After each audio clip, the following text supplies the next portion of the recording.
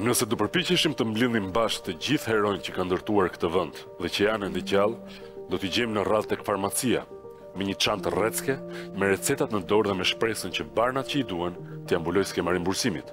Dhe nëse nuk e mbulon, ai nuk do e marrë atë barn duke i lënë përparësi sëmundjeve të moshës. Por edhe nëse nuk i gjeni tek farmacia, do i gjeni në radhë tek abonet, në radhë tek banka, duke prirur shpërblimin që qeveria e quajti bonus i dinjitetit, 100 euro. Sepse për qeverin, dinjiteti një jetë të tërë shërbimi ndaj vendit vlen 100 euro.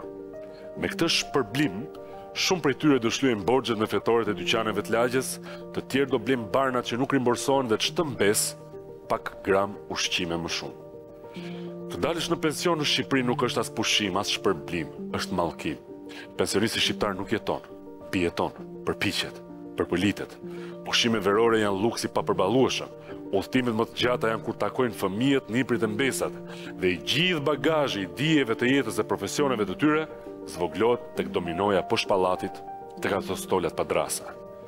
Kjo grup mosh nis shkrihet dal nga dal, për ditë pak nga pak, në një vend që i thot, haj tani, voto për mua dhe ik bëu i padukshëm pa u ankuar. U premtuan rritje pensionesh, trajtim dinjitoz, mbështetje. Po çfarë morën? Qeveria mori votat dhe pensionistëve u dhan buk në bank dhe cirk në televizor. Pensionist në një kryeqytet ku nëse thret ambulancën i bie që ke zgjedhur të vdesësh në trafik.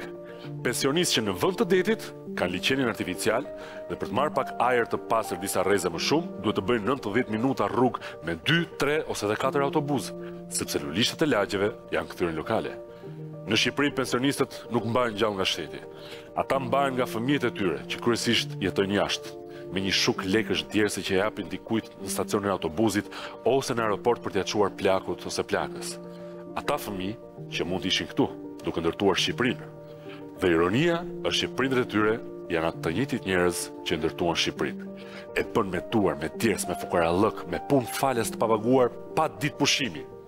Dhe fëmijët e tyre kanë zgjedhur të mos kenë fatin e prindërve.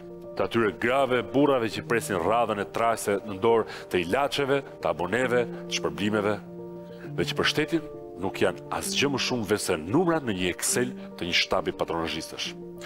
Ndaj herën tjetër që shihni një të moshuar duke nxjerrë nga çanta 40 lekë për në autobus, përpiquni t'i trajtoni ashtu siç do donim ne të na trajtojnë kur të arrijmë në moshën e tyre.